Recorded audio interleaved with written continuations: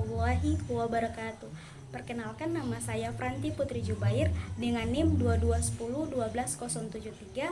Saya mahasiswa jurusan Pendidikan Agama Islam semester 4. Baiklah, pada kesempatan kali ini saya ingin menjelaskan sedikit tentang konsep dan penerapan penilaian autentik, yang dimana ini merupakan tugas untuk memenuhi mata kuliah evaluasi pembelajaran. Yang pertama yaitu pengertian penilaian autentik. Nah, penilaian autentik adalah proses pengumpulan informasi oleh guru tentang perkembangan dan pencapaian pembelajaran yang dilakukan oleh peserta didik melalui berbagai teknik yang mampu mengungkapkan, membuktikan, atau menunjukkan secara tepat bahwa tujuan pembelajaran telah benar-benar dikuasai. Kemudian yang kedua yaitu bentuk-bentuk penilaian autentik. Mengacu pada kurikulum 2013, ada beberapa teknik penilaian hasil belajar yang dapat digunakan berdasarkan kompetensi intinya, dari mulai kompetensi sikap, pengetahuan, dan keterampilan. Nah, berikut ada beberapa bentuk-bentuk penilaian autentik berdasarkan kompetensi inti atau KI 1 sampai KI 4. Yang pertama yaitu kompetensi sikap.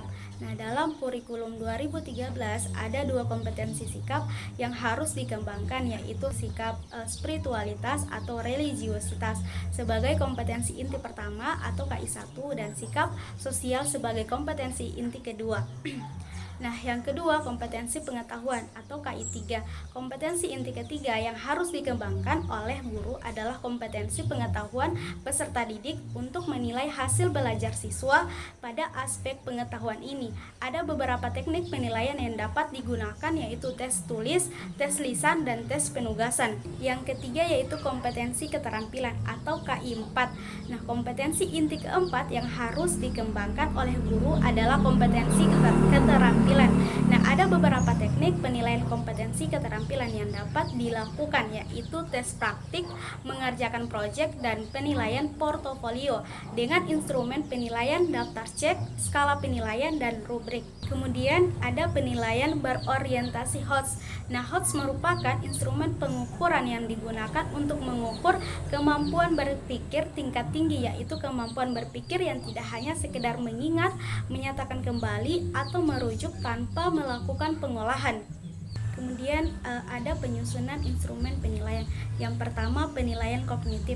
Nah, dalam penulisan soal dituntut untuk dapat menentukan perilaku yang hendak diukur dan merumuskan materi yang akan dijadikan dasar pertanyaan dalam konteks tertentu sesuai dengan perilaku yang diharapkan. Yang kedua, penilaian sikap atau afektif. Nah, penilaian sikap atau afektif. Nah, sikap adalah perasaan suka atau tidak suka yang terkait dengan kecenderungan seseorang dalam merespon sesuatu atau objek. Sikap merupakan ekspresi dari nilai-nilai atau pandangan hidup yang dimiliki oleh seseorang. Yang ketiga, penilaian keterampilan. Nah, dalam proses penilaian keterampilan sudah tentu ada aspek HOTS di dalamnya. Contoh penilaian adalah teknik praktik, produk, dan proyek. Karena dalam proses tersebut ada kreativitas, ada proses transfer of knowledge, dan ada proses penyelesaian masalah. Oke, baik, demikian penjelasan singkat dari saya.